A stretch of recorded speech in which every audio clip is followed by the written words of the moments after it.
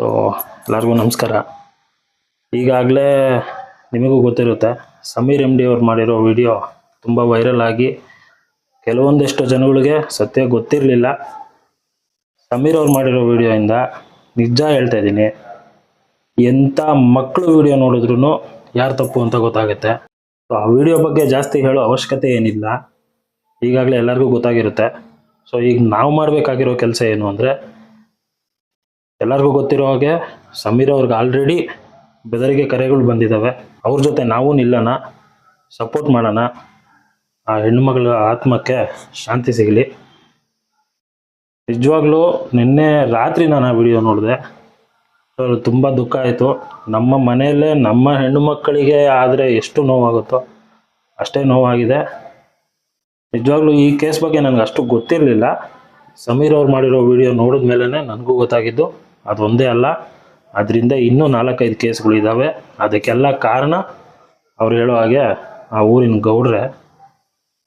ಅದ್ರ ಬಗ್ಗೆ ಮುಂಚೆನೂ ತುಂಬ ಜನ ಧ್ವನಿ ಎತ್ತಿ ಮಾತಾಡಿದ್ದಾರೆ, ಬಟ್ ಯಾವುದು ನಿಂತಿಲ್ಲ. ಸೊ ಸಮೀರ್ ಅವ್ರದ್ದು ಹಾಗೆ ಆಗೋ ಚಾನ್ಸಸ್ ಕಮ್ಮಿ ಇದೆ. ಯಾಕೆ ಅಂದರೆ ಈಗಾಗಲೇ ಅದು ತುಂಬ ಜನಕ್ಕೆ ಯಾರ್ಯಾರಿಗೆ ತಲುಪಬೇಕು ತಲುಪಿದೆ.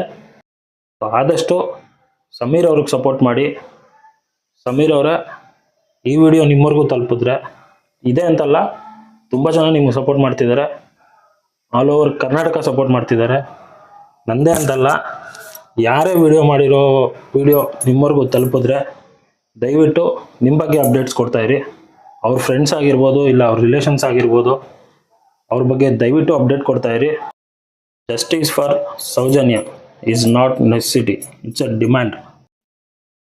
ಆ್ಯಂಡ್ ಇನ್ನೊಂದೇನೆಂದರೆ, ಈ ಒಂದು ವಿಡಿಯೋ ಇಟ್ಕೊಂಡು ಯಾವ್ಯಾವ ಬೋಳಿ ಮಕ್ಕಳು ಜಾತಿ ಧರ್ಮ ಬಗ್ಗೆ ಮಾತಾಡ್ತಿದ್ದೀರೋ ಅವ್ರಿಗೆಲ್ಲ ನಾನು ಒಂದೇ ಮಾತು ಹೇಳೋದು, ನಿಮ್ಮ ತಾಯಿಗಳ ಹತ್ರ ಹೋಗಿ ಕೇಳಿ, ನನಗೆ ಒಂದೇ ಅಪ್ಪ ಇದ್ದಾನ, ಅಕ್ಕಪಕ್ಕದಲ್ಲಿ ಇನ್ನೂ ಯಾರಾದರೂ ಇದ್ದಾರ ಅಂತ.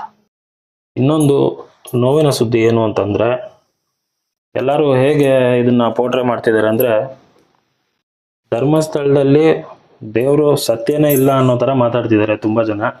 ದಯವಿಟ್ಟು ಹಾಗೆ ಮಾತಾಡೋಕೆ ಹೋಗಬೇಡಿ. ಇದಕ್ಕಿಂತ ಮುಂಚೆ ತುಂಬ ಜನ ಇದ್ರ ಬಗ್ಗೆ ಮಾತಾಡಿದ್ದಾರೆ, ಅದು ಯಾವುದೂ ನಿಂತಿಲ್ಲ. ಇವತ್ತು ಸಮೀರ್ ಅವರು ಎಷ್ಟು ಡೀಟೇಲಾಗಿ ಈ ವಿಡಿಯೋ ಮಾಡಿದ್ದಾರೆ ಅಂದರೆ, ಒಂದು ಸತಿ ಹೋಗಿ ನೋಡಿ, ನಿಮಗೆ ಅರ್ಥ ಆಗುತ್ತೆ. ಆಲ್ರೆಡಿ ತುಂಬ ಜನ ನೋಡಿರ್ತಾರೆ ಕೂಡ.